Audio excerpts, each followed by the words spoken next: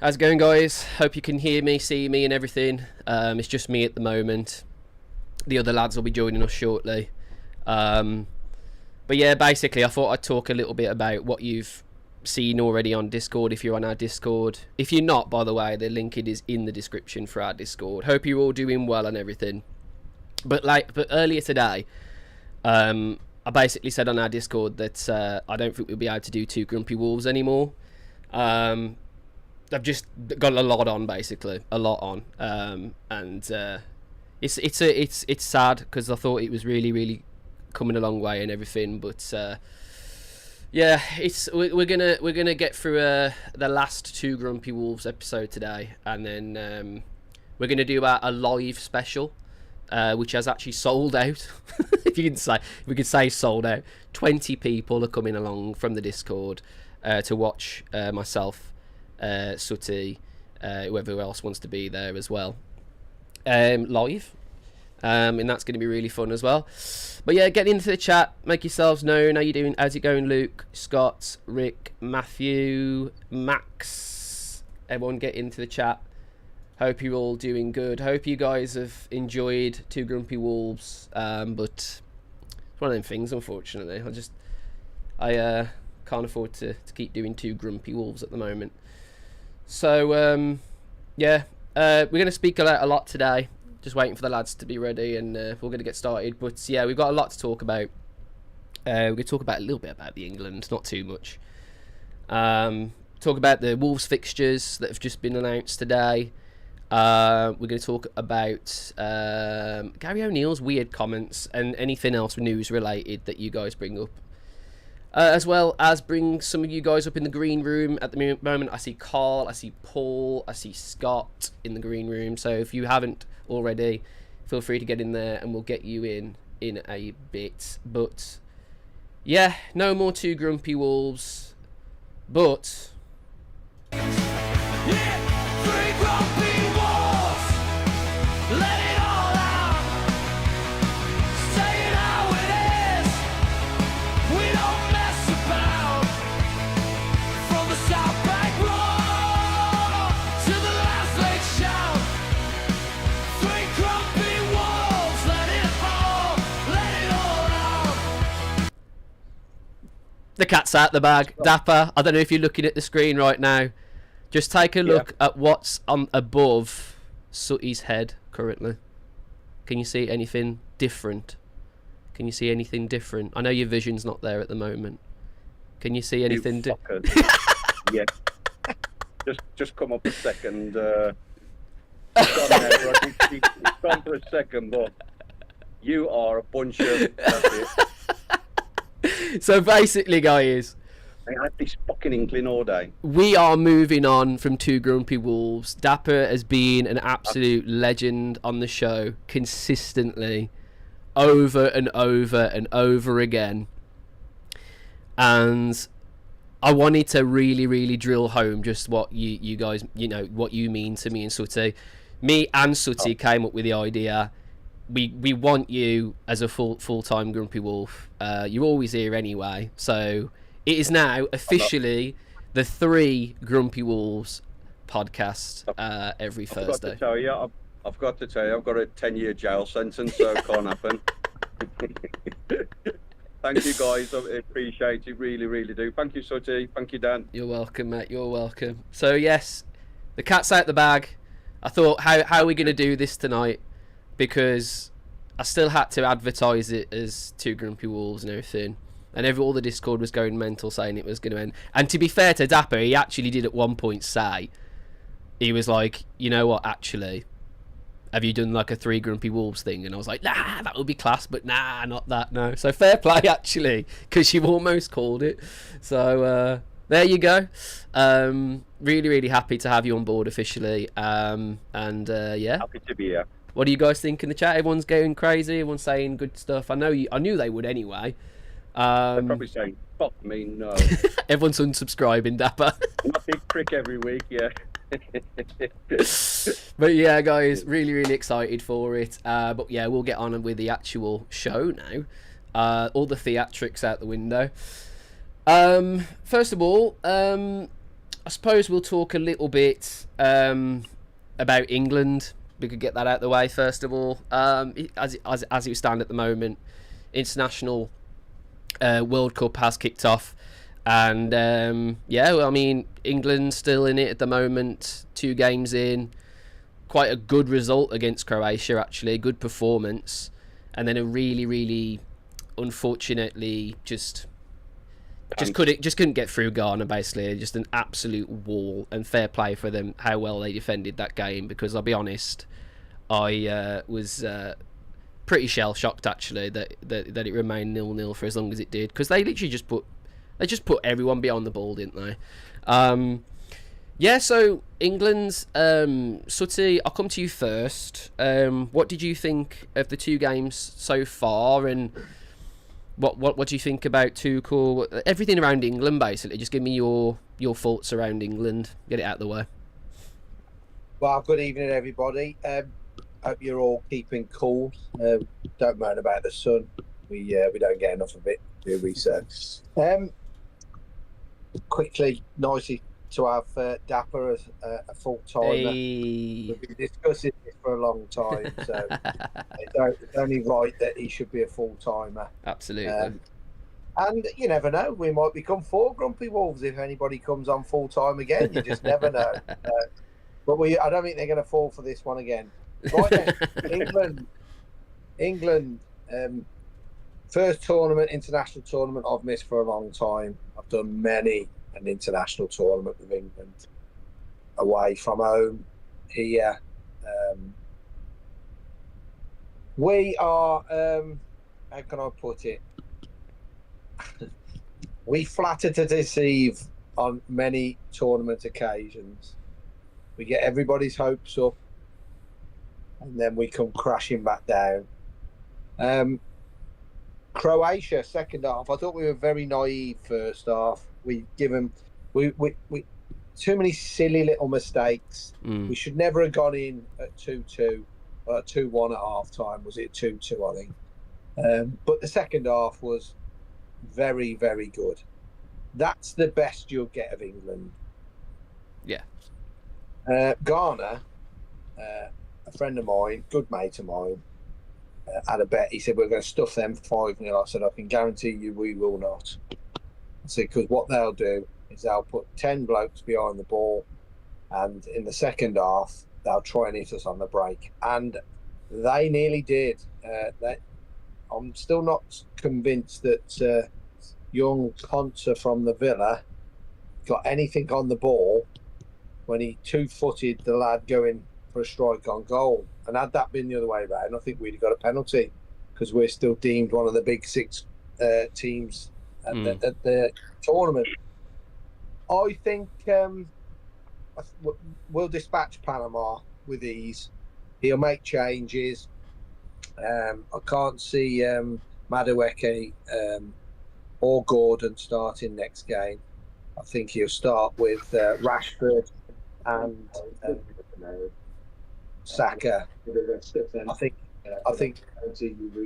we looked a little bit laboured, didn't we? We've got no cutting edge that can open a side up, as it were. And it's all right having 75% possession, but if you ain't doing anything with it, it's meaningless. Possession is meaningless without goals at the end of it. So my prediction, and I've said this all along, I've got in a predictions thing I'm doing at the moment, I've got Mexico as my as one of my bonus teams where I got double points on. Now, if it all goes to plan, I think we could well be getting Cape Verde in the next round if we win this group, and then we'll start lumping into, I think it's either the last 16 or last 8. We get Mexico at altitude, and I think Mexico will teach us some manners because they're used to playing at altitude where the air's thin. And I'm led to believe, I might be wrong here, that the ground in Mexico is the equivalent of being 2 Ben Nevis's high from sea level. And we will struggle in 30 degrees heat, and you've got to you can't hardly breathe. It's like someone's standing on your chest. We will struggle monumentally against the Mexico side if they get there, which I fully expect them to get there. And it'll be a massive struggle. So that's my prediction. So we'll get through the group stage. We'll get past the likes of Cape Verde. And I think the first real test we'll have could well be Mexico at altitude. And that's where we'll get found out. Nicely put, my friend, as always. I know you're passionate about England, Sutty, aren't you? Because you actually have gone to the games. Like, I'll be honest with you, I have never, ever, in all the 35 years I've been on this planet, I've never actually been to an England fixture, like, actually in the flesh. Just never, It's changed ever a done lot now. It's changed a lot now. It's very, how can I put it? Well, let's put it this way. The 90s, well, I wasn't old enough to go in the 80s, but the 80s was certainly a time to remember if you were from a certain generation. My good friend on here, Paul, will remember England games of the 80s. I was just a little boy, a young lad. 90s, you go into somewhere like Lansdowne Road in 1995, February the 15th, 1995. Game abandoned after 30 minutes. You needed, how can I put it, eyes in the back of your head and up your arse, because it was very, very a dicey kind of place to go. And following England has always notoriously been interesting, let's put it that way. But it's changed. It's changed a lot, because your last two World Cups have been Russia. Well, if you're stupid enough to get in trouble in Russia, then you are really thick, because you ain't getting deported, you're getting locked up. And then it was Qatar. And Qatar is zero tolerance to any violence. Zero. There's not. You're straight to prison. You're in court, you're in prison. So there was no arrests. There was one arrest in Qatar, and that was a woman in the final, because she lifted her top up and showed her chest with a bra on, and she got a 3-year prison sentence for that. Now, in America, I don't think you'll see any bother over there. And if you look at the crowds, it's almost like a party atmosphere now. It's a very corporate kind of event. And if I told you, if you wanted to go and watch England as a normal supporter, I'm in the England Travel Club, so I can get tickets at cost, face value. But if I tell you now, even if I get the tickets at face value and England got to the final, and I went from day one up until the final and come home the day after the final, that's costing me 30,000 quid. Fucking hell. Dapper, let's come to you, mate. How do you feel about England at the moment? The games you've seen so far, and how Tuchel's got us set up, mate? Yeah. Evening, all guys. Hope you've got your tip tops. That one, Sutty, was that where did Davy Kelly score in that one, and he got abandoned for England? For at Lansdowne Road. Yeah. We February the 15th, 1995, mate. I think David Kelly 30 scored. minutes.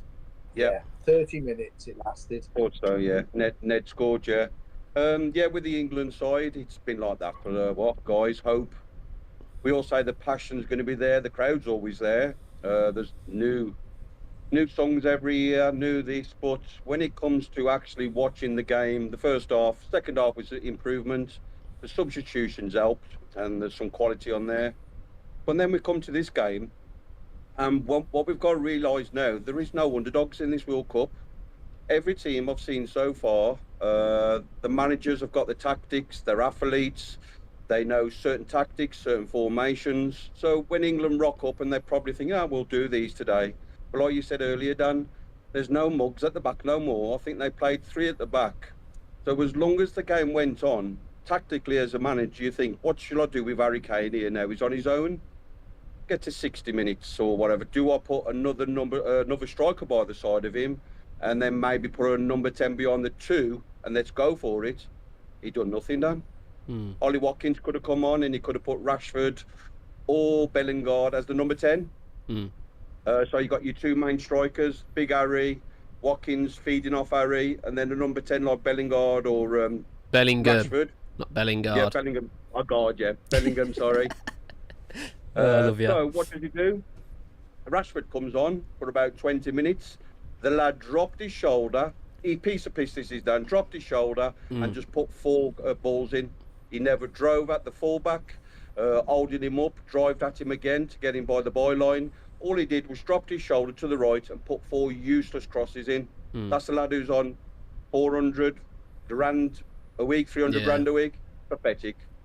So, and I think somebody like Palmer, he never took with him, perhaps could have dropped into that little midfield hole, or the lad from Man City, I forget his name now, remind me guys, who we left out. Foden. So you got Palmer or Foden there who could have dropped into that little hole to open up the back three. Nah, didn't happen. Yeah, I agree with you, mate. That's kind of what I was going to say. Really, is we're missing that player that can just make magic happen and just on a low, exactly, on a low block, just unlock defences. I think it pains me to say it, Morgan Gibbs-White would do that all day. He'd do that all day. He'd find that pass, that killer pass, and he's done it all season. So I don't really get why he hasn't gone. I don't get why Palmer hasn't gone, really, considering he's already done it for England. He's already been able to supply, an important killer pass in an important moment to get us somewhere. I don't know why he does, like you just said, Dapper, I don't know why he doesn't play Watkins more. I think he relied far too much on Kane in the last game, and I think we were crying out for a striker that's going to get the ball to his feet, from a through pass, and break the line, because as world class as Kane is, and he's not that guy that's going to make that run to beat the offside trap and get forward into the box. He's the guy basically that's going to pick the ball up deep, offer it to someone wide, dart into the box and finish off a cross or a tap in, and he's amazing at that. He's probably one of the best in the world at that, but it just didn't work. It just didn't work, unfortunately. I thought we were really good actually against Croatia. I thought the game plan was worked really well, and we were really ruthless in the second half. Unlike England of old, really. I think it was the most ruthless I've seen us. We really put our foot on the neck of Croatia and punished them, and got some decent goals and created a lot of opportunities. But unfortunately, against Ghana, they just put all their men back, and fair play to doing that, because England are a superior side on paper. So fair play for them to do that, but they did it well as well, guys. They honestly should have won, really, because it's definitely a penalty. It's all day of the week. It's a penalty, by the way. I don't know why that didn't go to VAR. But yeah, the World Cup so far, I don't know how to feel, really. I felt good seeing us against Croatia, and then it's kind of took the wind out of our sails a little bit, seeing us struggle against the low block, because there's going to be a lot of teams that do that, and it's going to cost us points if we're not able to find the answers. Morgan Gibbs-White. Yeah, go on. Sorry, then. No, even like us, Wolves, I think there's a lot of team that's going to do a low block against us, and we've got to figure that out. Absolutely. But when you play a low block team, don't play two DMs. What are you playing two DMs for? Rice, what you got to remember, Dan, if you're the best, you'll win tournaments. Yeah. Because the cream rises to the top. Yeah. You might not start the best, but the cream rises to the top. If you're not the best, if you want to win something, you must be the bravest. Yeah. And you have to take risks, because you're going to be coming home anyway. Yeah, go for it. You got to go for it. Yeah. It's tournament football. It's a knockout. So we aren't the best. Nah. We'll be in the top 6. But Spain in the last Euros were ranked 7th. They gradually got better and better, and by the time we got to the final, when I was stood in Berlin Stadium for the final, they were the best, and they taught us some manners like you wouldn't believe. When we lost to Italy in 2021 in the final, I came away from there absolutely devastated because we weren't brave enough. We let them off the hook. They had a pair of centre halves that had a combined age of 73 playing, and we've got players with so much pace in that side on that game, and we sat back. We got deeper and deeper and deeper, and as soon as it went to penalties, you knew what was going to happen. Yeah, we know what's going to happen. We crumbled. We're shit at penalties. We're fucking rubbish. Yeah, I came out of there absolutely devastated. Qatar 2022. You can see me stood behind the goal when Harry Kane misses the second penalty. And I can't. That game was in the middle of the desert. If I remember rightly, the name of the ground is called Les Sales, and it looks like a great big circus tent in the middle of the desert. It's incredible. And I walked across the car park in the middle of the desert, and I said to my mate, "We've just fucking blown it because we played France off the park." Yeah, we did. We played them off the park, and we still lost because we weren't ruthless, and we just didn't have that killer instinct. Giroud played for them. He was 35, I think, when he played for them. Yeah. He had 2 chances and scored twice. Had we scored that penalty, I firmly believe that we would have won the World Cup, right? Because I think we'd have gone on to beat France. I think that would have been it. I was at the game where Argentina beat Holland, beat the Netherlands. And that game, I looked at both of those sides in the quarterfinal, and I thought, you know what? They're good, tight units, but we'll beat both of these. Yeah. The way we were playing, we'll beat both of these. I don't fear any of these, but Argentina just gradually ramped it up, get to the final against France. You know, fucking France, good side France. They're a machine of a team, and I don't think we've got that cutting edge that can open these sides up and hurt them. Whereas I know for a fact they've got that cutting edge that will hurt them. And there lies your difference. This is tournament football. Yeah. If you're not the best, you've got to be the bravest. Yeah, I mean, what do you guys think we're going to go far? How far do you think we're going to go? I'll come to you first, Sutty. Quarterfinal. Quarterfinal. What about you, Dapper? Oh, we're going off history. You're going to be negative, like we always are, so to speak. Fucking Wolves fans as well, and we're not just fucking England. Final. Final. We've got to believe. What's your like final? Sutty said. What's your final, Dapper? Who's in your final? Oh, bit nice with Mexico, like Sutty said, but I'm going to go Spain. Spain. What I'm trying to see now, can we capture that second half against Croatia? Can we build on that? Is this manager brave enough, like Sutty said, to get them on the training field and be exploitive? Go for it. Use your wingers, your Sackos, your Rashfords. Use them. I like Tuchel, by the way. I do. I think it. Seeing what he's done, he's obviously got a lot about him to be able to make moves that a lot of people probably wouldn't do. You know, bring in some players that like Spence and stuff like that. You just never would in your wildest dreams think would be playing in this team. But he's obviously seen something.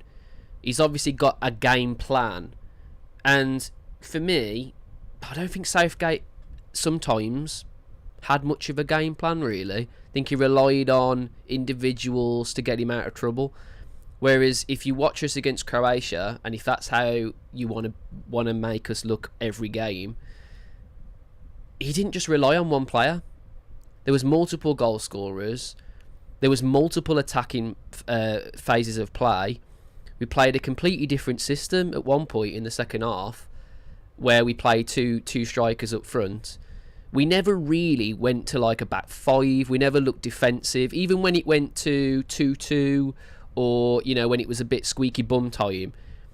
I think Southgate shits himself there, and I think he'll throw on an extra defender, and he'll just go, fuck, all right, we need to be a bit cautious here. Tuchel didn't do that, to be fair to him. He really, really didn't. Yeah. If anything, he did the opposite. He thought, fuck, I'm gonna have to bring on someone like Rashford. I'm gonna bring on someone like like Saka, and bring on pacey wingers, and like you said, Dapper, like those are the sort of players that they've shown really good qualities. Last thing about England, and I think it's one of those things that I see every single time I see England play at the moment.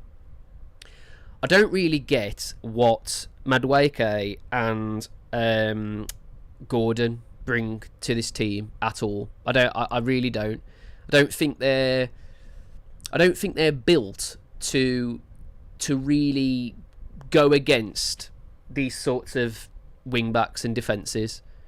They just seem to get to a certain point and go, fuck hell, he's a big bloke, I'm going to be able to get past him, and then it ends up going back. There was a few times Madueke has proved me wrong and beat his man and got to the byline.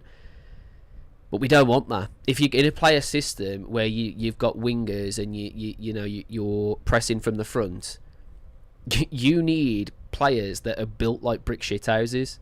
And for me, I don't think those two blokes really. Sometimes they don't look like they're going to give you that extra bit of momentum in a game. I don't see them getting the game by the scruff of the neck.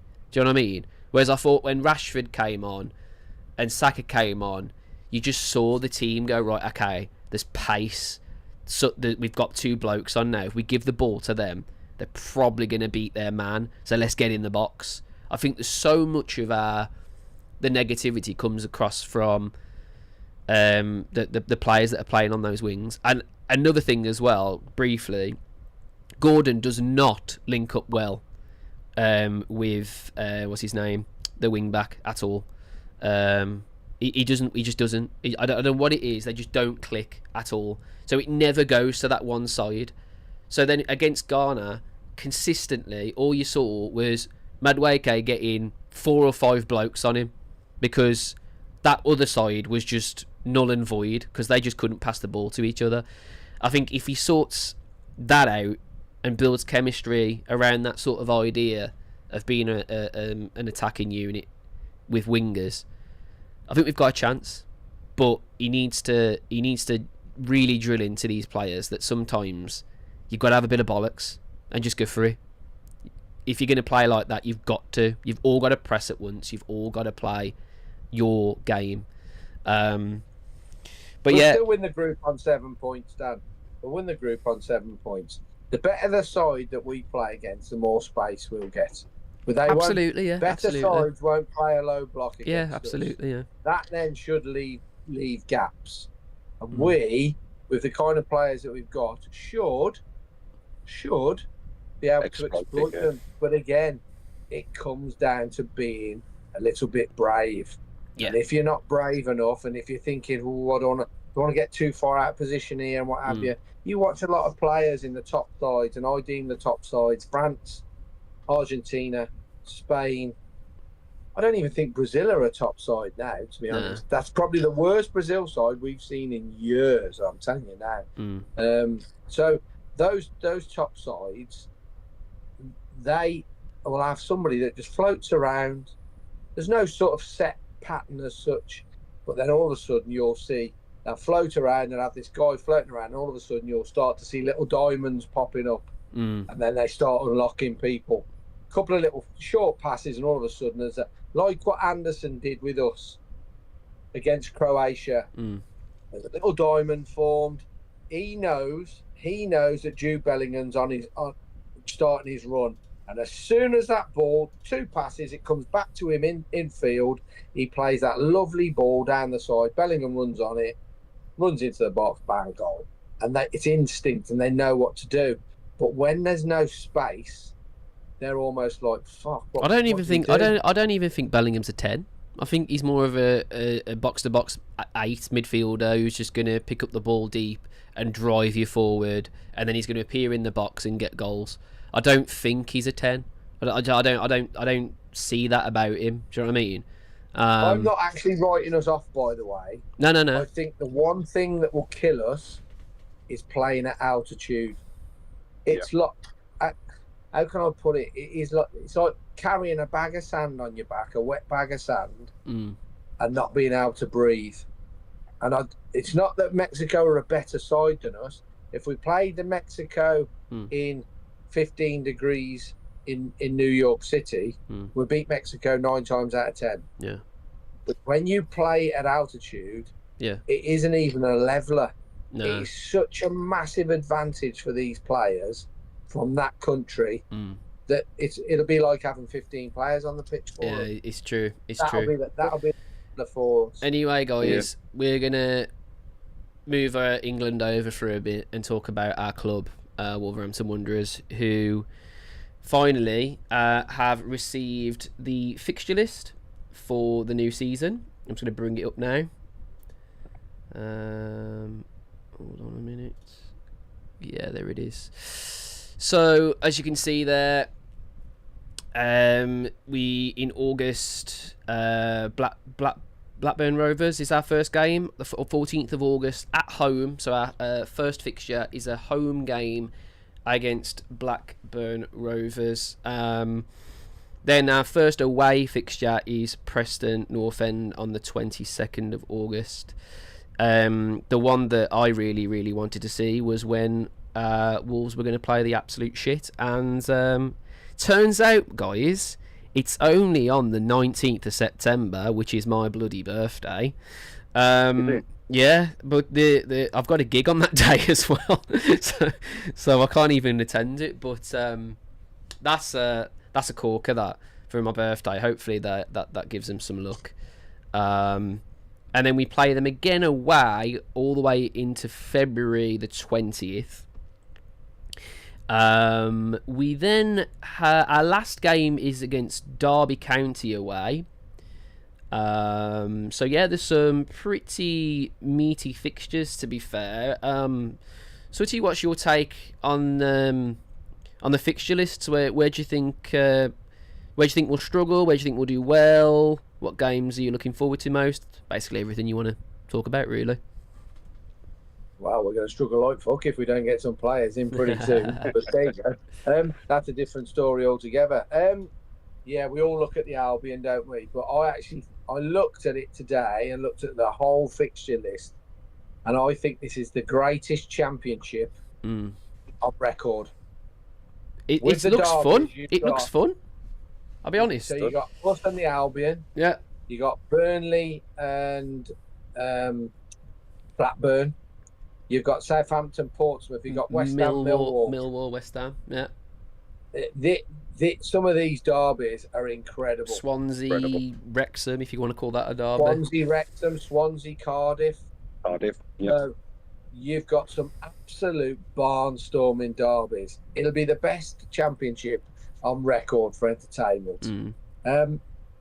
Where do I think we'll finish? Ooh. I still think we'll go up automatically. Yeah. I'm not saying we're going to win it. Yeah. But I still think we will go up automatically. Do you think West Ham will win it, too? They're our biggest challenge. 100% they'll be the biggest challenge to us. But they're in absolute turmoil with what's happening in that football club. They are indeed. They are in a lot more financial troubles than we have. But it's not just financial. It's ownership troubles, obviously. David Sullivan's stepped down because he's been a naughty boy over the years, and it will what happen there. That we can laugh about it. It's not good shit, really, is it? Let's be honest. But it will trickle down to a club, and they'll all be worried about what's happening, and it'll all be gossip to the normal members of staff and players as well. They'll talk about it, because at the end of the day, they're paying their wages. And it won't be a good start to the season. What we've got to do this year is absolutely fucking paramount. that in the first 10 games, we must take 2 points a game. We've got to be on 20 points after 10 games. Because there's none of this now, what fucking Jeff fucking dickhead she said, the first 15 games don't matter. The first 15 games really matter in this league. Because what you don't want is to get in the playoffs, end up in the playoffs, and just lose. And we are notoriously bad playoffs. Yeah. We're shit. Okay, we come up with 2002, 2003, but normally we're shit at it. So we don't want to be in that situation, because if you look at the record of clubs that have been in the playoff over the years, especially championship playoff, if they fail, they drop off big time, because it's that season they've put everything in to get to that point. And then they have to cut their cloth accordingly. We ain't got the chance to cut our cloth accordingly. It has to be this season, or else we're in trouble. Yeah. So that's why I'm saying I'm expecting this recruitment team, still got the flag, Matt Jackson, put it wherever you want at the end of the season. But I'm expecting this recruitment team to pull out every stop going and make sure that we've got a squad that all the other 23 teams look at and go, fuck me. Fucking look what's coming here. They're going to batter us. Yeah. First 2 signings, fantastic. Not a problem with them at all. But we've got to start selling players as soon as this World Cup's out of the way, and fast, and investing. All of these dominoes should be lined up now. So what I've seen to make all the ones that are to be sold, they should be lined up, ready to push over to get the money in fast. They should be lined up. So Sooty, keeping, the thing that jeopardises that is they probably were lined up. But the trouble is we've got a new manager coming now. And some of these players might be a little bit more fickle than we thought so. And think, you know what? It's a Portuguese manager coming in here. And from what I've been told from my agent, he's got a bit about him. So this might actually be a decent little thing. I might stay here now. Now, from what I've heard, he's going to wait a good while to see what kind of players are still around before they make any rash decisions. Because he ain't seen them. Unlike Rob Edwards, who probably put a lot of these blokes on the chopping block, and probably rightly so for some of them, let's be honest, because they were absolute shit last season. But yeah, from what I've heard, he's going to wait and see, who's available for the first training sessions, and he's going to make rash decisions straight away. Are you good enough? What do you want to be? Are you good? You want to play in my system? Do you want to do this? Do you want to do that? And if you're not, there's the door. There's the plan. You're gone. And then it's right. Who have we got? This is where I've just come back from Portugal. I've been working with my scouting network. You've been working here, Matt Jackson, and I've got, guessed if you literally at our beck and call again. We need to start doing things, and that's where the wheel will start turning. This is a good thing. Like I said this last time, it's a good thing to have a fresh new manager in, and someone who's gonna work with guest if you. I'm still on the fence with it because it could open up a bit of another can of worms in the Premier League, where they all just fuck off again, because that's what they've been promised. You're back into the promised land, and now off you fuck, and then we find other players, and it could work. But I'm still a little bit unsure about it. But that's what I've heard. I've heard that there's a lot of things going on behind the scenes. Everyone keeps moaning because there's not a lot of links, etc. The reason why is because we've got a new manager, and all of the previous regime of players that we were linked to and players that we were finding and whatever, a lot of those guys, they're probably not going to be the answer for Cesar. So yeah, to be honest, we've just got to be patient. We've got to be patient now, because that's what Cesar's going to do. When we've got to back him. We've got to back this manager, because, like Sutty said, we have one chance to get promoted in one way or the other, or we're going to be in a lot of shit financially, because I reckon we're going to spend big. I reckon we're going to let go with a lot of players, but I don't think we're going to let go with as many as we were going to let go of. That's what I predict. I think a lot of players now will have a second thought now that they've seen a different change in the dressing room. So yeah, sorry Sutty for cutting you off, but I just kind of wanted to mention that, because that does change a lot about the dynamic of players coming in. But yeah, sorry Sutty, well, as you carry on with whatever the fixtures, anything else about that? Yeah, I mean, there's some tasty fixtures there. As I say, you need to get off to a winning start and get a run together. And if you average 2 points per game, 9 times out of 10, you're going up automatically. That gives you what? What's that give you? 88 points. Well, you'd be unlucky not to go up on 88 points. And you'll probably average a bit more than that, to be honest, if you get a good start. So, but getting a good start, stamping your authority on the league, beating your local rivals, because we've got 2 of them in September. If you turn them both over, that is a good start. So, and if we don't get rid of the volume of players that we thought we would, they should still be good enough to give it a crack, especially with a few decent additions.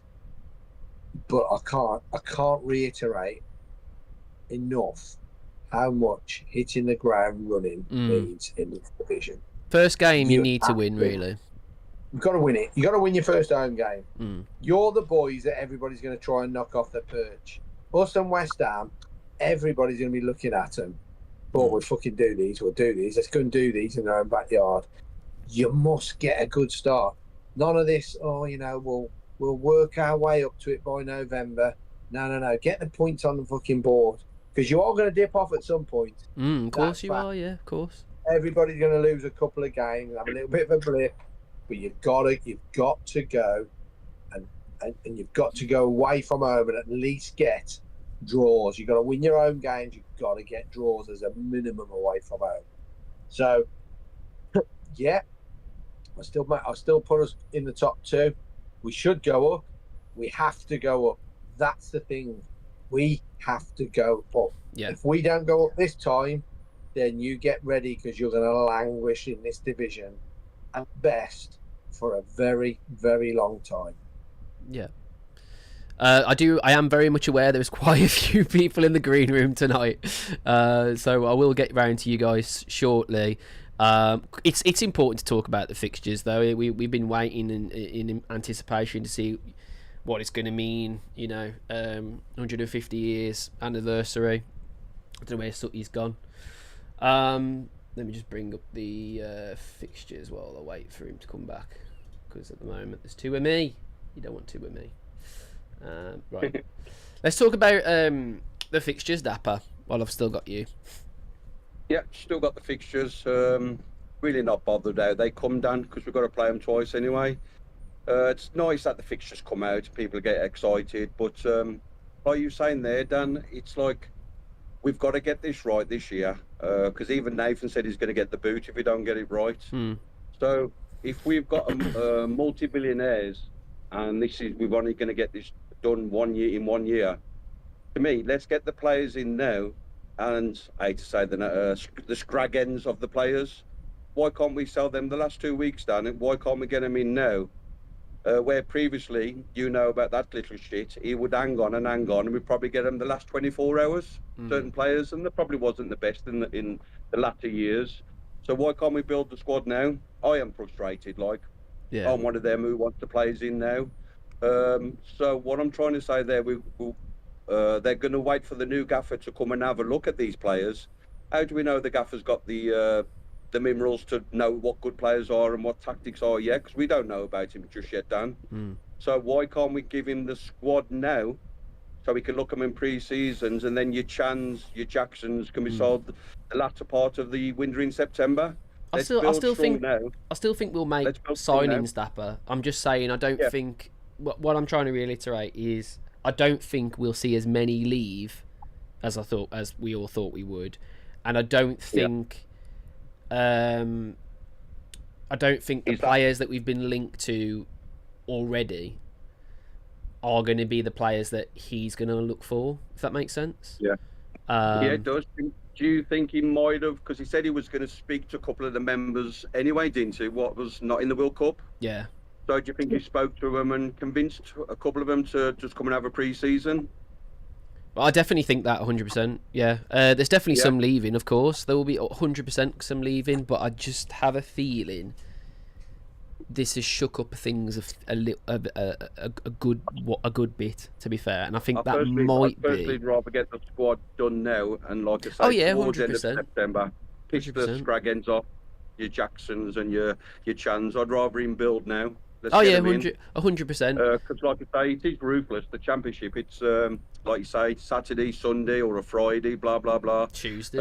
We're going to need some strong lads, and like I say, with the squad we got now, if you let's say you're Blackburn manager first day, you're coming down tomorrow, and you've got Raul on the team sheet, Gomez, Trippier and stuff. They're going to park the bus. I might be completely wrong, Dan. They're going to park the bus. Now, can we break these teams down? That's what we got. These new signings, we need a box to box. We need definitely maybe 2 wingers, Dan, left and right.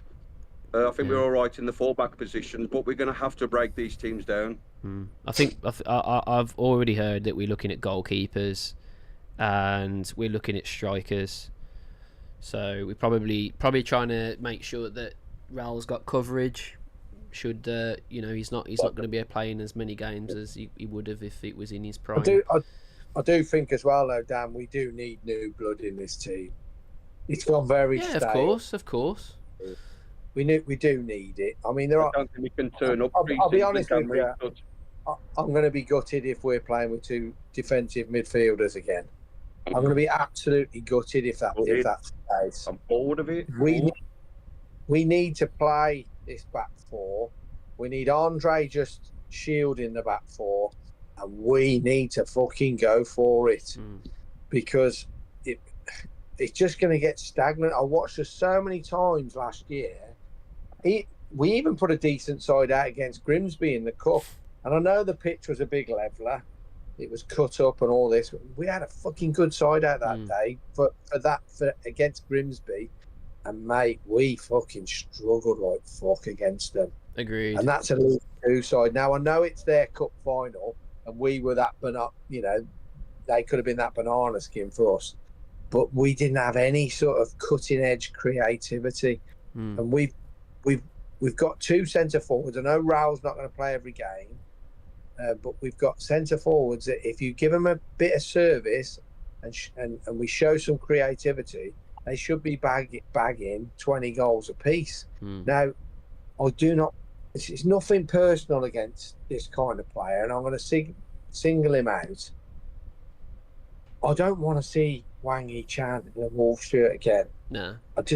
It just speaks volumes of what we're trying to do.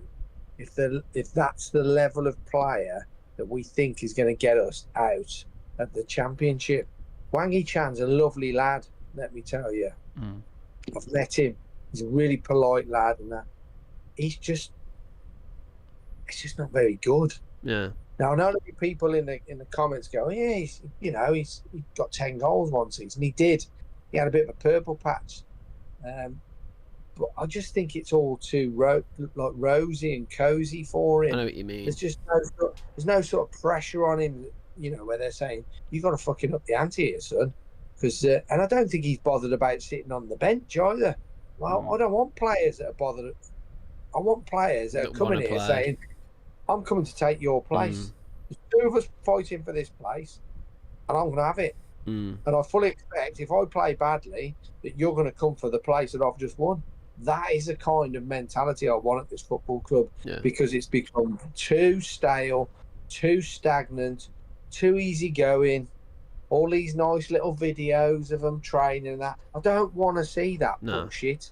It's boring.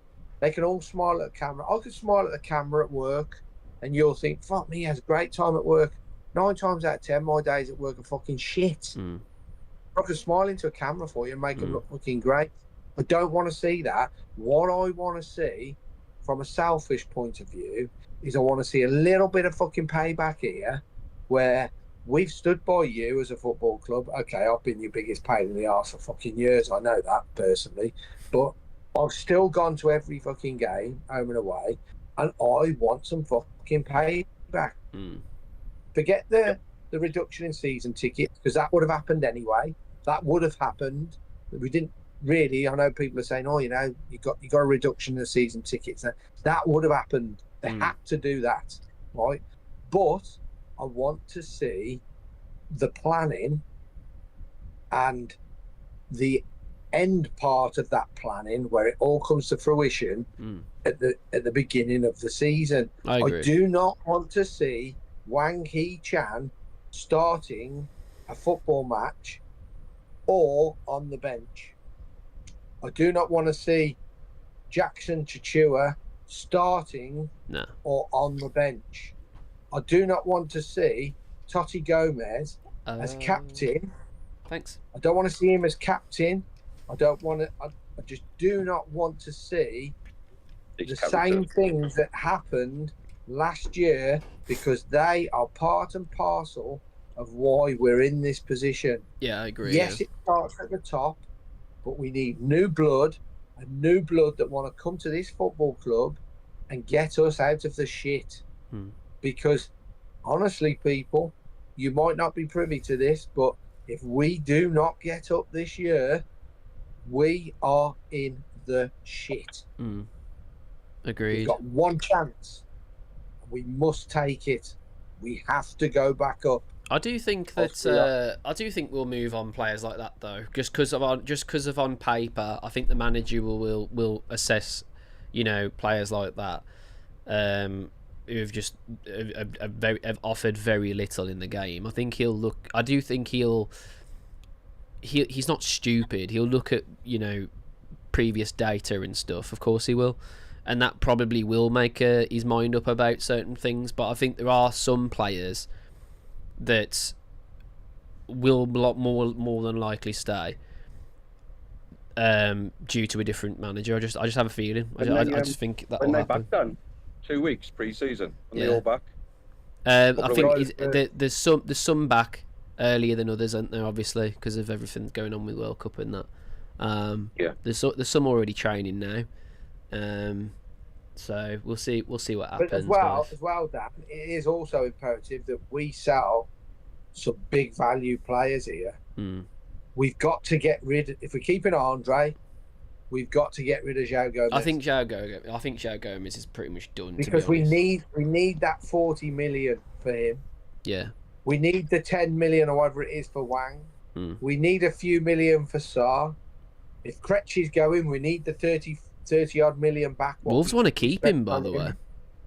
Well, we want to keep him, but I don't want to keep anybody that doesn't want to play for us. Absolutely. I don't want that. Absolutely. Fuck off. If you don't want to play for us and you've used us as a stepping stone, fuck off. I don't want you.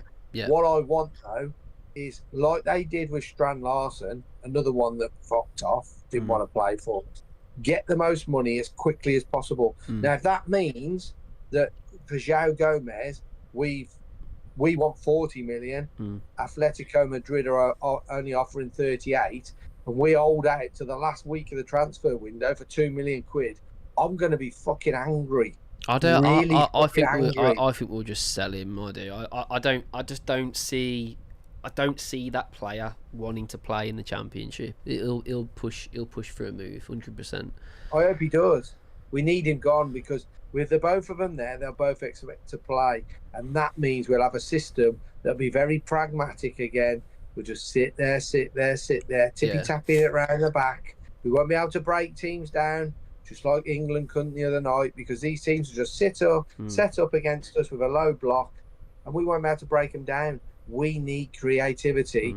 And the other thing we need, what we've been absolutely screaming for the last 3 years, is fucking pace. Yeah, we've got with the slowest side known to mankind. There's fucking snail trails coming off half of the fuckers. You're right.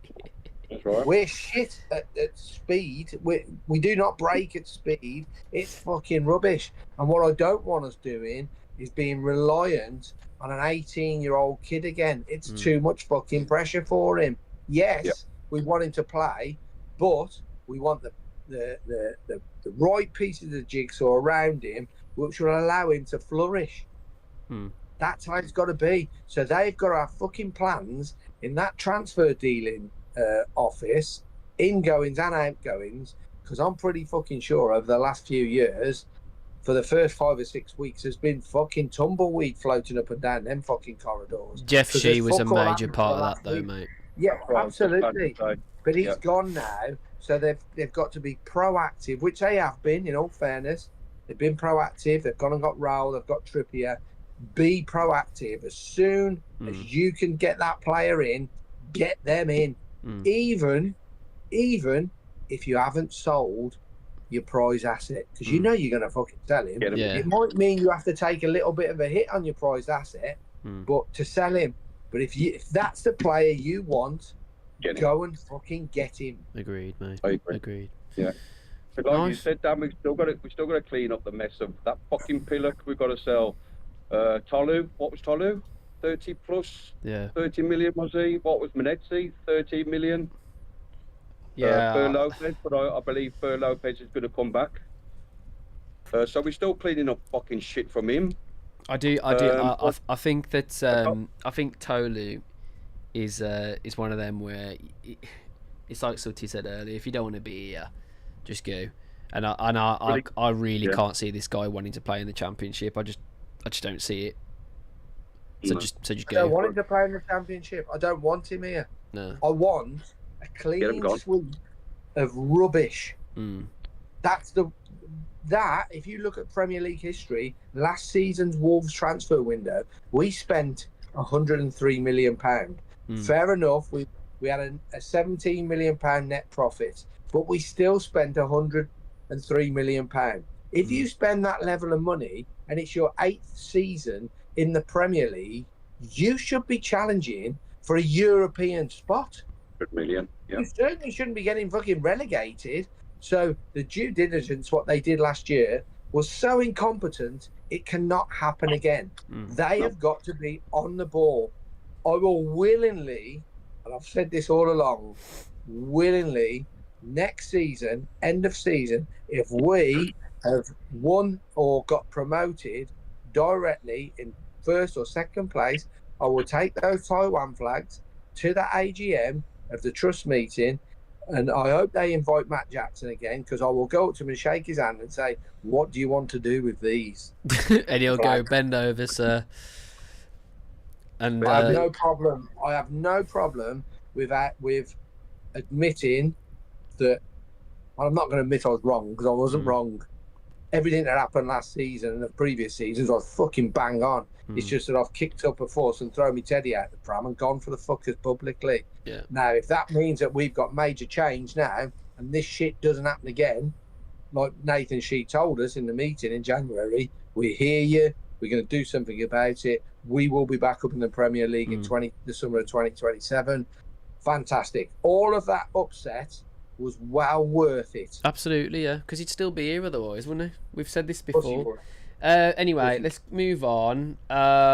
So the next bit of news is that Wolves have drawn as a home tie League Two Port Vale, and that is going to take place on is it the 8th or the 9th of August, and it'll be Cesar's first competitive match in charge. So it's going to be one of those games in which really we should be beating, let's be honest, and he will be judged pretty harshly if we weren't to win that, really. But it's also quite nice to have a game like that as a first game to get a bit of momentum if we were to win. So yeah, that's the Carabao Cup first round tie. I'll just say, Dan. That's a feisty old fucking game, Port Vale. Yeah. Staffordshire Derby, they absolutely fucking hate us with a passion. Yeah. They will sell every ticket they're allocated. That will be feisty. Yeah. Yeah. But yeah, that was the next bit of news. And then just before we go to the callers, because I've got quite a few waiting, I really appreciate you guys waiting and being here, man, as always. Means the world. I just wanted to bring up a quote from a certain Gary O'Neill, and he said that I learned a lot from the Wolves spell. That's a club run very differently to this one. O'Neill said on his arrival to Suffolk, that's why I'm here and why I was so keen to take over here. Sooty, I'll come to you. Obviously, we're not happy with how Wolves have been run as of late, but to hear it from an ex-manager, how does what was your sort of thoughts hearing that from Gary O'Neill? Well, Gary O'Neill for me, we know we've been run poorly. He's not actually lying in that. What done my with his little comment was how happy he was to be manager of a club with such history because he'd never managed a club with. That's another one, yeah. Before. Yeah, fucking prick. He needs to do his own work. If he wants to ever come and have a chat with me, I'll tell him some own truths. He'll have more cups of teas wherever he is anyway, will he? So he's a fucking knobhead. Yeah, all I'll say to Ipswich fans, I doubt there's any watching this, but let's hope he comes to work every day, because he only used to do 2 days a week at Wolves. He never used to turn up every day of the week. Yeah. 2 days a week. That's all he did. He has got such a high opinion of himself. You're talking about a manager who is never wrong. He actually thinks that he is a tactical genius, this bloke. He thinks he's a genius, this bloke. And he will willingly throw any player under the bus. He will never, ever be wrong. You're in for a rude awakening with him, because Kieran McKenna, he is not, I'm telling you. He's an arrogant fucker, isn't he? To be fair, let's he be is honest. arrogant on leg. Yeah. Dapper, what's your thoughts ahead of that? Don't want to talk about him, damn, he's a cunt. Fair enough. I ain't got time for him, bud. Fair enough. I was fuming. I remember the game against Brentford, where we tactically looked clueless. I remember just looking and just thinking, what on the fucking God's honest earth is this manager doing? What is he doing? And I just thought he was gone. And lo and behold, he must have been best mates with Jeff Shee, because Jeff Shee wanted him back. Yeah. So maybe Jeff Shee does a nice cup of tea or whatever, because he was all over Jeff Shee, wasn't he? But yeah, I mean, he's saying there that obviously they're a different club, and they're obviously run a different way. Now you could take that two ways. You could take it that we do agree with him, and Wolves have been run absolutely terribly, so we do agree with him with that. But you don't have to publicly say anything, do you? Do you know what I mean? No. You don't have to. He didn't say nothing about getting 12 months' wages though when he was sacked and just sitting on his arse. No, of course he didn't. Say nothing about that. You're And telling me there wasn't and no didn't job he? You also got a fucking contract extension as well. The fucking little jeb end. You're telling me there wasn't no job applications out there looking for managers for No, he's a 12 bellend. months, He's a even bellend. Championship or Division 1. What a twat. Fucking bullshit. But yes, we're going to bring in someone. Gonna go. Who are you? Who was the first one here? Bring in Scott. I think was the first. Was he Scott? Was it Paul? I'll go with Scott for now, and then we'll get to. We'll get you all in. We'll get you all in. Don't worry. Right, let's get Scott in here. It is going to move you over a little bit, sooty, on the camera, but that's fine. I can sort that out. Scott, are you there, mate? How you doing, mate? You okay? Yes, good, mate.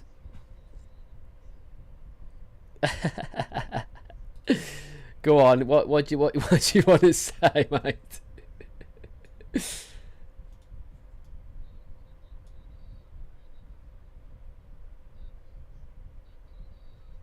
Dross in the team. Yeah. What's Yeah. what's your thoughts with the fixtures and everything we've talked about? You know, England, the fixtures, everything we've spoke about. Basically, I want to hear what your thoughts are. We'll start with the fixtures, mate. I think quite a few fixtures. You got obviously Birmingham and Albion in the same month.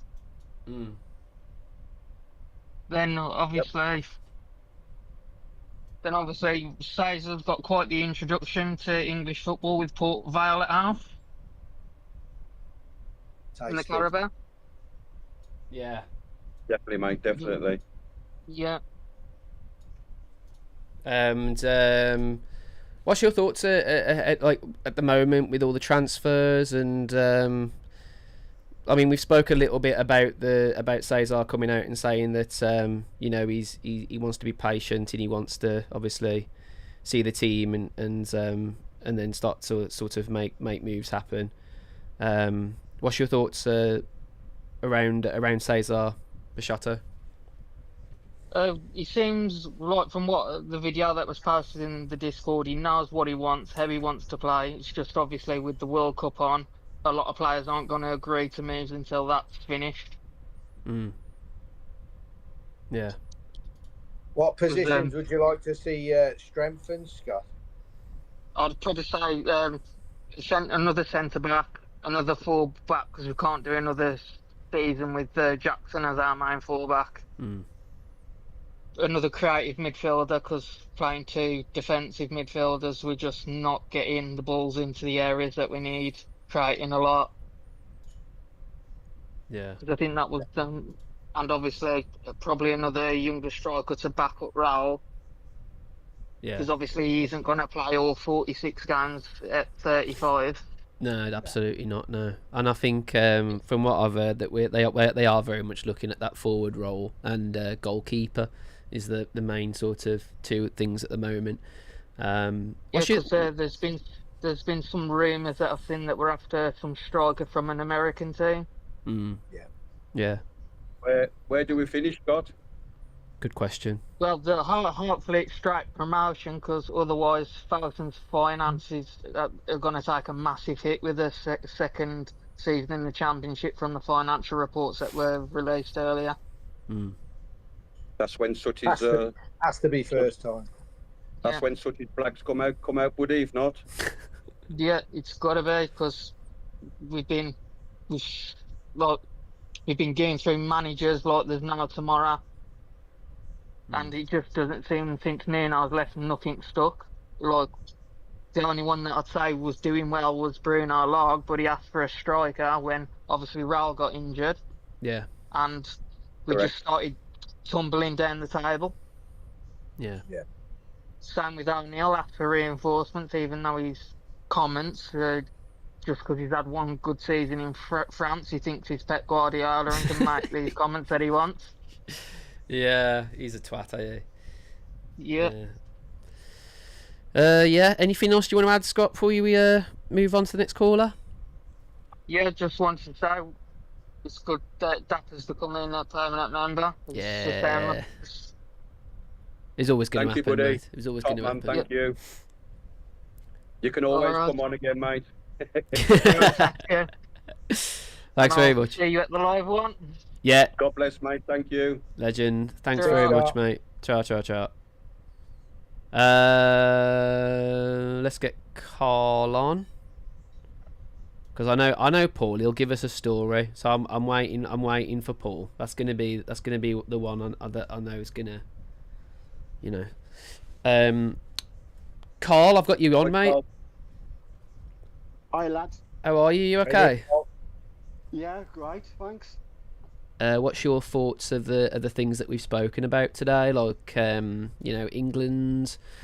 Well, yeah, we'll talk about England actually, because I didn't mention that to Scott just. So it'd be interesting to hear your thoughts ahead of around England, Carl. England's been like a yo-yo team again. Start well, then we come across a team which did a low block, which you mentioned. Not happy with the way we set up against them. We had a lot of naivety. We didn't see the high intensity press which we were used to. Yeah. Plus substitutions, like we've had like Wolves' problem one time, could have changed the outcome if it made earlier. Tuchel has got a plan in his mind. If we win against Panama, which hopefully we'll do, we'll see us get to obviously get Capo Verde, which you're on about. So. Yeah, no, nice. Any players you think we should have bought that we haven't bought? I'm assuming it's the same names everyone's saying, really, but.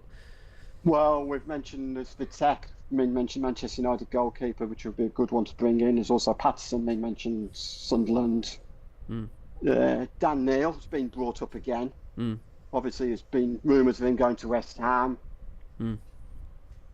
I think we've got to look in the right positions. We know Joe Gomez is going to go somewhere. Yeah. But where? He's been left in limbo again. And yeah.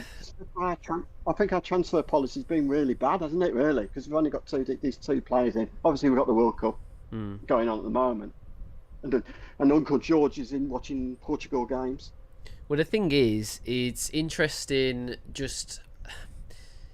that we've gone back into bed with, you know, George Mendes, and then we've seen the links sort of deteriorate. Because it seems when we work with Mendes, we always work slow. Don't know if you agree with that? Yeah. We always seem to.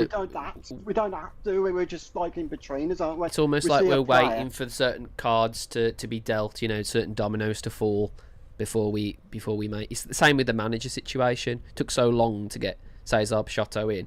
I mean, he was always going to be the manager, but it took so long for certain dominoes to fall into place before it happened, and I think that's a bit of a worry when it comes to. Do you think with Cesar's predicament with him coming from Gil Valente, do you think we're going to have the same problem like we had with when Zenga came in, or we're going to have a completely different? It's interesting, isn't it? Because we don't know, intriguing. do we? Because it's one of those ones. You think, is he going to do a good job? Is he going to play a hybrid system? We don't know about it. Yeah, I know. I've researched quite a bit about him. He's very, very attack minded. He's not afraid to lock up and be more defensive. But if he's got the best team on paper, he does absolutely go for it. He's very like Bielsa in a way. Like he's very like gung ho, high press, high lying. So yeah, we're gonna need some decent training and a decent pre-season to bed players in under him. Could we see more of the pivot role appearing, do you think? Who was that, with sorry? His tactics or not? The pivot role. Like playing like a 10, like going like say diagonally left to right or coming in behind the striker. From what I've seen, he does play with a 10 in mind. More of like a shadow striker role. And to be honest, I could see someone like Fer Lopez fit in that mould very, very, very nicely. And I think that we've got like a decent forward line, really. If Mane stays, you know, we've got a decent forward line. It's like what Sooty said. We just need players now to go around and fill the gaps, don't we? But yeah, it's interesting. It's interesting that we've made such a drastic move of managers, isn't it? And there's got to be a lot more reasons for it than what we're made out to believe. But at the end of the day, we all wanted it, and Nathan's delivered. So hopefully he delivers on everything else. Carl, do you want to ask Carl anything else? Sooty, Dapper. I got one for him. You got one position. Which signing do you sign, mate? Do you sign a striker, midfield, winger, or a striker, or something like that? You got one position. I think we need a defensive midfielder in that side to help out whoever's in the midfield. So we can't rely on the central midfield problem like we have. If one gets injured, we're in trouble. Yeah. I think this is where the problem is. We need another centre half, a decent one, because obviously if Cretchy's going to go, we've got to replace another you're one. cheating. I said you got one. You're picking two now. That's naughty. No, cheating here. You've got to look at them, mate. But Where are we going to finish, Carl? Well, I did say 10th a bit ago. Oh, you just broke my heart. Oh my god. Now, you know what? I like the. Carl, is that 10th with the current squad? That's with the current squad. If we get the right names in I say the top two. Yeah. This is where we've got to look at, because obviously the playoffs are going up to 8th place. So this is what we've got to be wary of. Because you've got to look at the second, third, and fourth going to a semi-final situation. Then you got 5th against 7th, 8th, and then 6th against 7th. So you don't want to be in that playoff situation. So say top two. Yeah. Fair play, Carl. Thanks very much for coming on, mate. Cheers, Carl. Appreciate it. Cheers, Carl. No problem. Cheers, mate. See you later. Okay. Let's get Andrew on, and then we'll get Paul on. Andrew, you are live, my mate. Feel free to unmute yourself unless I've got you muted. No, I haven't. Feel free to unmute yourself if you can, mate. And while you're sorting that out, I suppose we can just. Is he unmuted? Still says he's muted, doesn't it? I think he is, isn't he, Dan? He is, yeah. Let's get Paul in and wait for Andrew to sort himself out. He's waited too long, that's the trouble. Paul, how we doing, mate? Andrew or Paul? Do you want me, Paul? Paul, you're here, mate. We are live. How are we? Hi, Paul. I'm Sam, lads. Congratulations on Dapper. Hey. Thank you, brother. And also, Sooty probably knows him, a chap passed away today, old Taff. Taffy Wolves.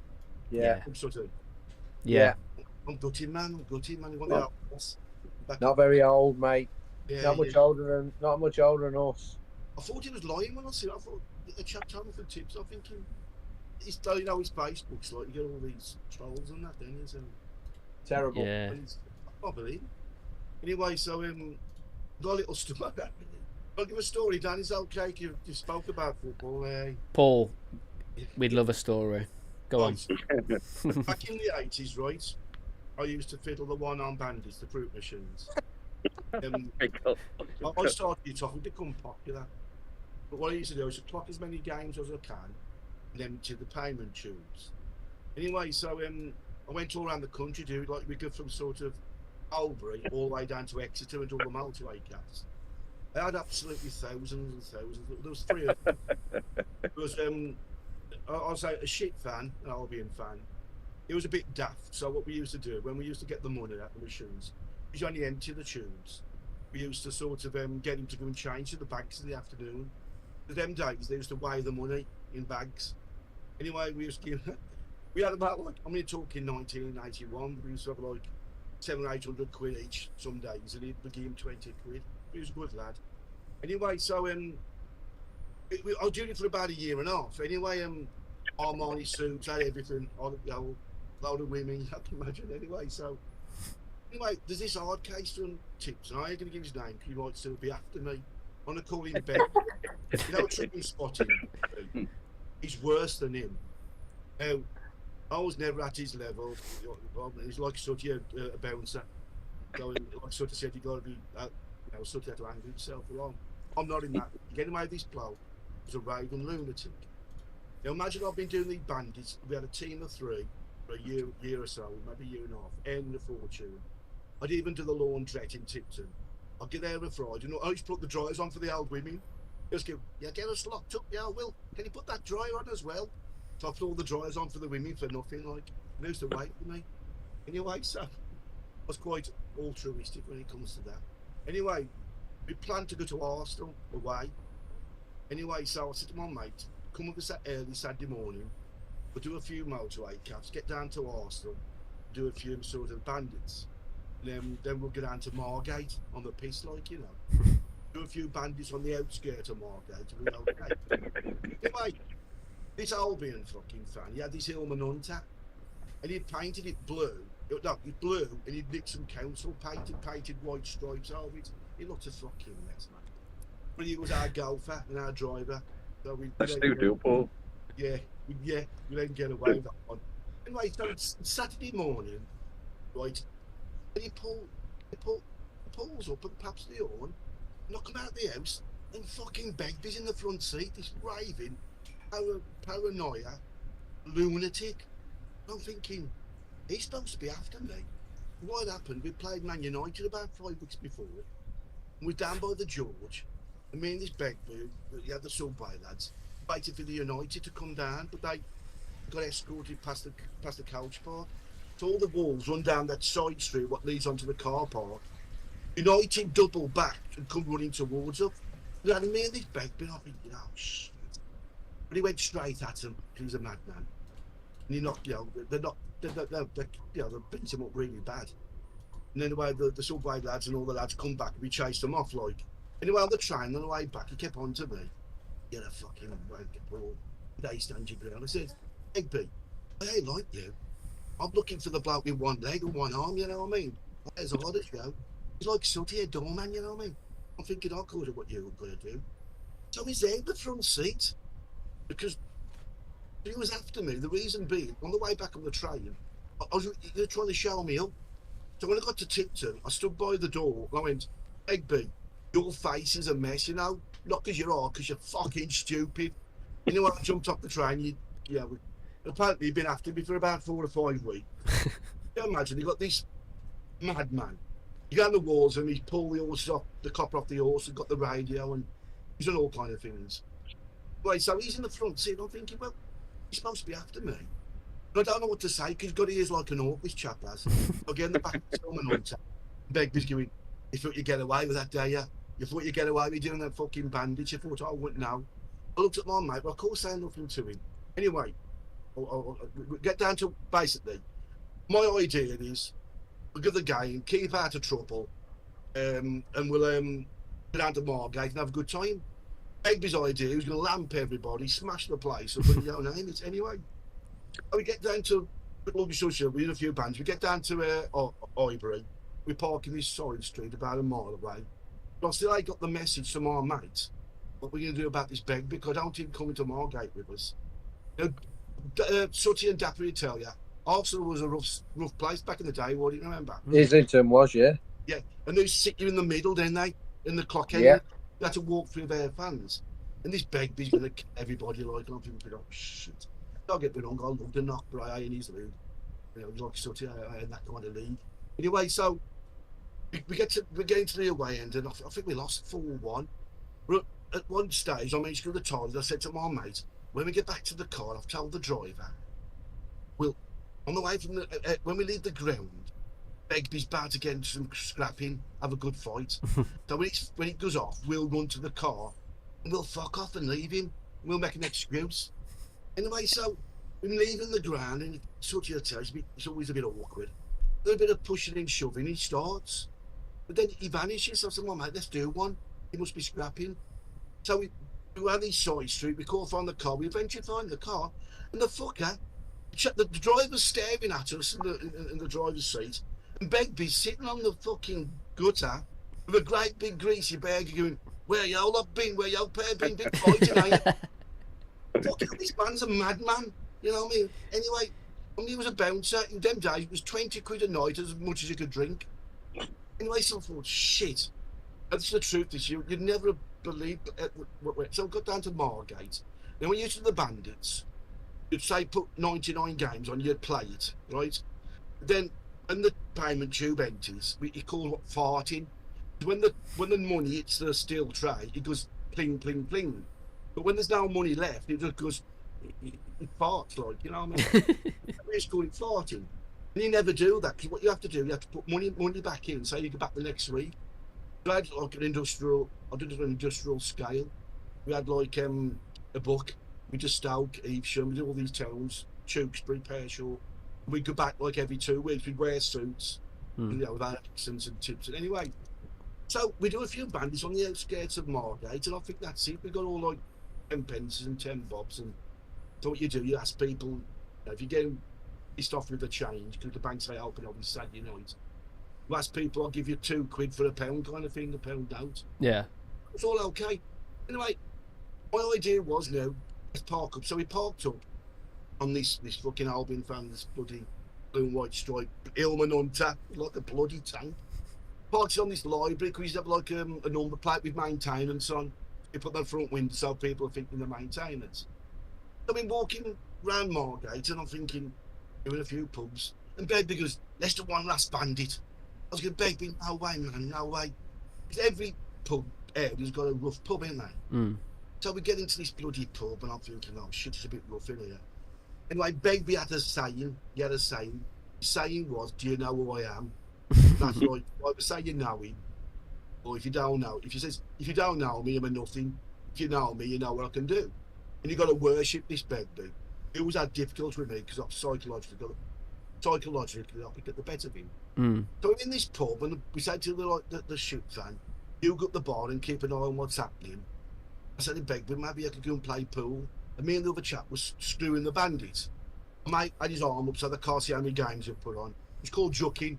I was brilliant, to be honest. I could put like 90 games on a bandit in 2 seconds. Honestly, I was that good at it. Anyway, but we start emptying this bandit and I'm going, how's Begbie doing on the pool? He's doing all right. I think he's winning. Really nice one. Like this is the chap at the bar, he keeps an eye on the barmaid, in that case them saying what they do to that bandit. Anyway, I'm facing the bandits, and my mate's facing like looking round. He said Begbie's on the black. And I'm going, nice one, because I thought he's a really bad loser, this Begbie. He chucked a pool cue at me when he's lost. And all of a sudden, right, he starts arguing. My mate goes, he's only arguing. I'm going, oh shit. Please. There's all these rules about the black. Do you name the pocket or going at? Next thing I know, I heard the words. I'm doing this bandit, got loads of money. It's great. I'm thinking of going on the pool, maybe a nightclub. Everything's good. I heard these words, lads. Do you know who I am? Anyway, next thing you know, there's pool balls, there's fists going, and fucking hell, man. we scramble our way out of this pub, like then chucking bottles at us, and Begbie's going, I'll be back next week. You know what I mean? Anyway, all these northerners come past. It must have been a stag do or something, the Geordies. You're right, lads. Now we've been, and they all steamed in. So as there's this almost riot in this pub, we do one. So we make our way to the car as fast as we can. We get in, and this fucking Albion fan, he's always a bit anxious, like behind the wheel. Begbie's in the front, me and my mate's in the back. I go, just go. Now this library, we'd open the gate like 3/4. As he drove out this, he hit the side, the post, and smashed the wing against the tyre. So we're driving out of Margate, and the smoke coming off the tyre. And Begbie being Begbie, pull over. There's nothing I don't know about cars. I could do anything. And he gets out, and he rips the wing off, just chucks. He says, come on then, lads. I'm thinking, shit, this ain't doing well. Anyway, we managed to get to round about North London. That's the way I had to get to Margate back in the day. And the car there was smoke coming everywhere. We thought, fuck it, we'll dump the car and we'll charge it back on the North Circular and get back home that way. So we got the car in the back of these shops. He was going mad, this Albion. Oh, God. We pushed it down this ramp and it almost exploded at the bottom. Anyway, so I said, okay then, and Begbie goes, army choking we help Paul. I thought, oh, shit. Now imagine this man. He's he's a madman. I'll be in the Brummie Road with him, you know what I mean? Yeah. And anyway, I'm thinking, oh God, why has he chose me? Anyway, cut long story short, we get to the M, I think about round the M1, and we're on this motorway cap. You know, you always get to the petrol station, get a drink or something, that's the best place to go and lift. And Begbie comes over to me, Paul, I go, what? He said, I've got us to lift. And this bloke's putting some petrol in a lime green Capri 3.5 litre. I'm thinking, fucking hell, it's that bloody beast of a car. So I have to get in the back because Begbie, you know, being a fucking hard case. Anyway, so I'm in this car, he's bombing 100 mile an hour down the motorway. Now, you wouldn't believe this. They look different because Begbie's tall and muscular. This was a little fat bloke with a bald head. They did the same job. He was going, I'm a bouncer at Dudley. And the bloke was going, I'm a bouncer at Doncaster. Thinking, fucking, I'm both lunatics. 20 quid a night, 20 quid as well, much I can drink. I think these pair of lunatics, they're having bombing. And he's dropping his pant there, he starts talking. He's only nicked the fucking car. That's his point. He says, taking cars up from different places and looking for you lads. I'm taking this back to Warleaf, the other side of Dudley. They want the engine out of it. And he's fucking, I'm thinking, last thing I need to get in any more trouble. You can imagine what I was thinking. You couldn't make it up that two people have the same attitude. Oh, the Doncaster, who were into football. So he bombing, he keeps on about, yeah, I drove one down to so-and-so and I picked this one up and I'm dropping that on Warleaf and I've got to get another and I've got to take it back to Doncaster. Anyway, could you make that up that two people was exactly the same on the way back? That's mental, mate. Drops us off in Dudley. And when they get out, there's that like handshake of proper hard cases like used. Yeah, come to Dudley, mention my name. Come to Doncaster, mention my name. Look at the back of this car, fucking hell, how to get away with this. I mean, Fucking brilliant, Paul. well, And the boot's full of 10 pences. yeah. Yeah. Well, I've got John. This is the truth. We got charged with nicking £1.2 million. Fucking hell. God. Paul, I'll tell you what, mate. Honestly, when that book comes out of yours, Anyway, I think it was Staffordshire Police, West Midlands, and one for what was New Shrewsbury Police. Anyway, they did a sting operation when we was figuring the bandits in Burton-on-Trent. Anyway, sort of was going to England and Luxembourg the same night. Then we let out the cells. We had to catch the coach and we ripped the charge sheets up. Anyway, what they tried to do was for 1.2 million. I put this device in the bandit, bloke from Belfruit in Bilston, so we could count how much was going in there and much going out. But we got this dodgy solicitor from up Dudley. We give him £4,000, and he sort of got this expert witness. He's a pretty drunk, basically, and he said that they can't convict you on sort of 25% deficit. This machine only shows 20. So after all, we don't get 1.2 million though. The other coppers, they exaggerate. yeah. So we only got done for £17.50. And all fucking suits, new cars, everything, right? The thing was, the most about I think they got fined us £200 and £50 contempt of court. Because this shit van, Dave tell us his middle name was Harold. But when they get his name out in court, he started laughing.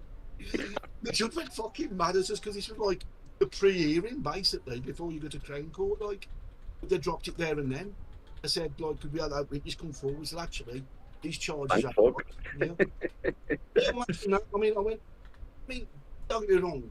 This Begbie, he had his sort of benefits. Guys like psychologically use him, like I call fight like him. He's a complete madman. The stuff he's done. I'll write for your story. For some things he done on the walls, you wouldn't believe it. It's like, but that was I thought. What's funny about this story? How can you meet two people in a stolen lime green Capri? It had a vinyl roof. You wouldn't make it up, could you? That, Mate, that is mental. That's like I always say when you've done a story, I'm always like, that is something that I just never expected to hear on a podcast, and that's my favourite thing about your stories, mate. What was funny, the bloke from the laundrette, I knew him as a kid. Keith, his name was. He come round my house. He goes, "Well, I know it's you. I know you're doing these dryers. My profits are gone by the way down." I said, I'll do it no more than mate. Okay. The old women used to go, "You'll get me bloody locked up, yeah, we'll put in these dryers on for nothing." Then he put that one on as well. Right, I used to load of favours. I was going to Labour Club in West Bromwich, and there was £400 payouts. This old woman was putting a pension, and I used to look up because when you did the 99 games, it started again at 1, but you still got the 99. And I'd put about 5,000 games on for that. When I went back next, I'm sure they're still there. I think I've been there a week. That was a bit of a Robin Hood. Just a bit. There's only one Paul, mate. I'm telling you, that's. I thought about your math, like.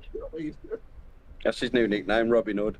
That's it. Thanks for another story, Paul. No You problem, mate. I legend. liked it. Thank you, I Paul. appreciate Top you as man. always, Paul. mate. See you, mate. God, that he's another level, eh, man? He's just another level. Unbelievable. Andrew, are you muted still, mate? Just while I go to Yes. questions. Here he is. Hang on a minute. Hold on a second. That's it. That's better. No. Take off your camera because Camera, isn't it it? throws off Dapper otherwise. But we can still hear you as long as you unmute yourself. I've also got some questions coming in while Andrew sorts himself out again. No, well, mute. Yeah, we got your thing. Good. Andrew, you there? Mute the stream if you can, because we can hear the stream. Camera is off. We can still hear you as long as you mute yourself. I've also got some questions coming in. He's not going to do it. Hold on, Andrew. What? I have got you, Can you hear mate, me? but you need to mute the stream because we can hear the stream. Does that make sense? What the? We can still hear you as long as you. He's on video now. I've also got some questions. Fucking hell. Hold on.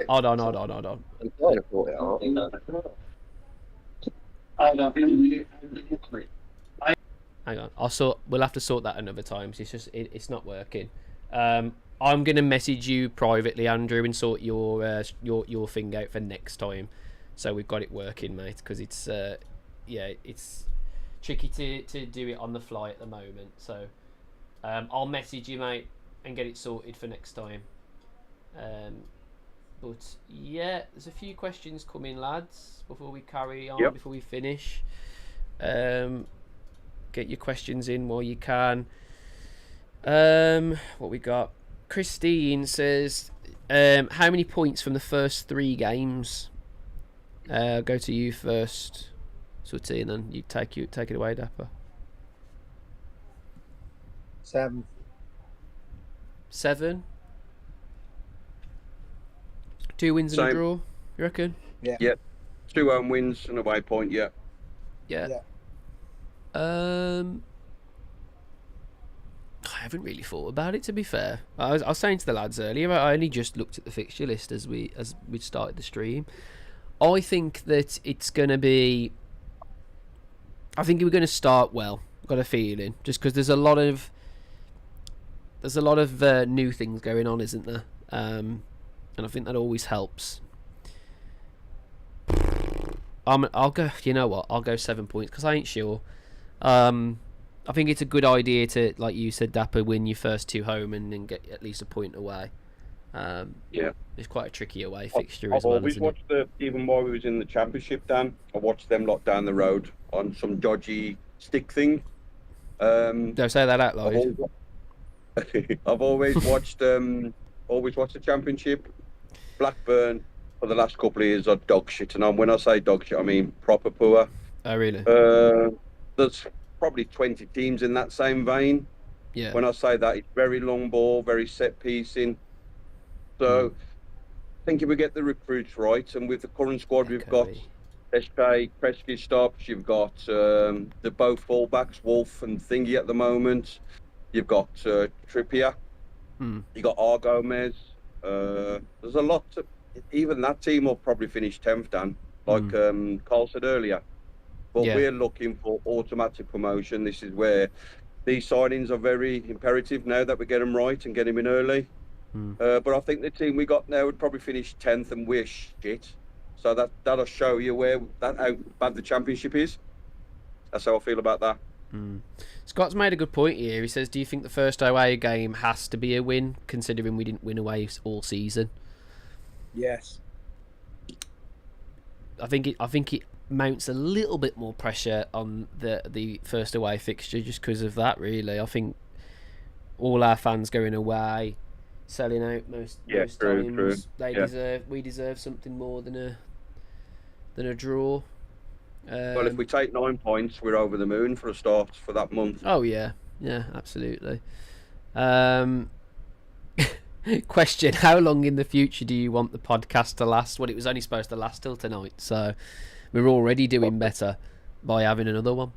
But as I jest, we're gonna go as long as we can, mate. As long as people want us to do it, and as long as we want to do it, and if both of those two things are happening, then we'll keep going. Somebody pays me, that can come That's before it. the Pay fourth one. under the table, So yeah.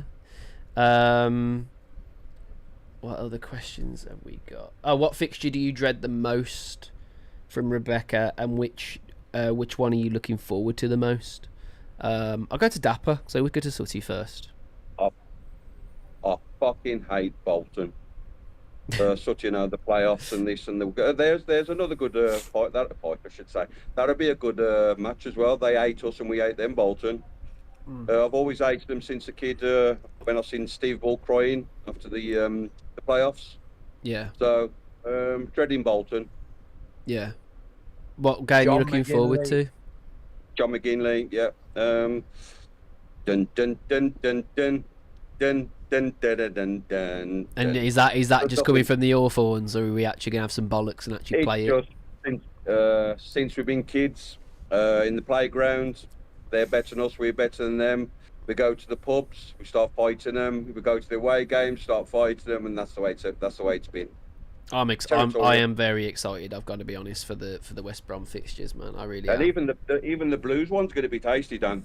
Yeah, it is, because I did Steve Bull, I think it was 2-2, Dan, and it might have been the 90th minute. Such a remember, and he's had grief off the Brummies all day at Molineux, all evening, I should say. He got the winner 3-2, and he ran past them doing this. I'll never forget it. So that'll be a good game too. Yeah, nice. Let's go for another one. Would you like to see the new manager go strong in the first cup game? Go on, Sutton. Yeah, absolutely. I want to beat Port Vale. It sets a standard, doesn't it? If you go strong and you win. Yeah, I think so. Winning becomes a habit, like losing becomes a habit. If you could, they always say, don't they? When we under Nuno, we didn't play brilliantly every game, but we won. Yeah, we found a way. We found a way to win. It becomes a habit winning games. Yeah. So you got to start well. Games. I'll give you my games. I'm looking forward to. Obviously, the Albion. Yeah. All my games are away games, basically. Millwall away, New Year's Day. That'll be a good game. Stoke away will be fantastic. Big up to the Stoke lads. They hate us. We're not very accommodating with them either, but big respect to them. Cardiff away. You've got some fantastic away games this year, and I mean brilliant. This league is far more entertaining than the Premier League. Yeah. Yeah. You won't see many people sat with big buckets of popcorn at games. Let's put it that way. Yeah, we're going to have to call it there. I'm going to have to go. But guys, listen, it's been a while since we did a podcast, but I always am open on the Discord. Please join our Discord. It's in the description of this video. Brilliant community over there. Really, really amazing community. Consistently just talking, having banter, and it's just a really, really nice place. And I really recommend you guys go there. But yeah, I've just been saying in the Discord that I don't want to just do shows for the fun of it. And if there's nothing to really talk about, then we won't do a podcast. I'm not just gonna waste everybody's time and say that, let's talk about this, when we've talked about it 50,000 times, new fixture list came out today. We had to introduce the new rebrand for 3 Grumpy. All these different things, you know, there's been a reason to do a podcast. So if there's ever a reason to do a podcast while there's no season, while there's no Wolves, then there's the only moments we're going to do one, guys. I'm just not one of these people that's just going to do one for the sake of it. So that's kind of why we haven't done one for a while, but we are going to do them when they make sense. If that makes sense to everybody. But yeah, season we'll do them every week. Yeah, of course, yeah. But we don't need to get views to make money, because we don't make money. No. So well, we discuss things that are relevant. Yeah. Without repeating ourselves. And we talk to people, the real people. Do you know what I mean? No filters. Yeah. We talk. I mean, I've got a dentist appointment on the 30th of July, but I won't be doing a live. No. Really good. I don't need to do podcasts of me going to the dentist and stuff. Sure. So, yeah, absolutely. Yeah. It's like pulling teeth. It's like pulling teeth listening to you anyway. So it won't be much different. I won't be doing podcasts in the pitch black, you know, promoting Midnight and people like this either. So we'll do things that are real. Yeah. Where we don't have to just keep repeating ourselves. At the end of the day, it's meant to be a laugh. Yeah. It's not a business. It's a laugh. Yeah, it is. Yeah. Yeah. And if you lot tune in and laugh at us.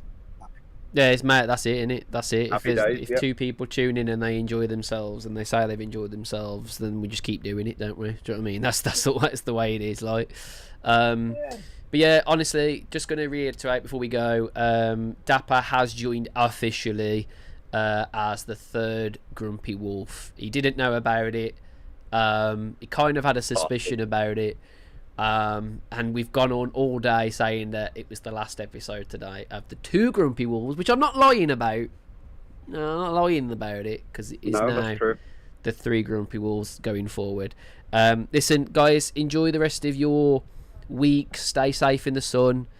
Make sure that you're looking after yourselves and everything. And yeah, we'll see you whenever it makes sense to do another 3 Grumpy Wolves. But until then, guys, see you later. God bless.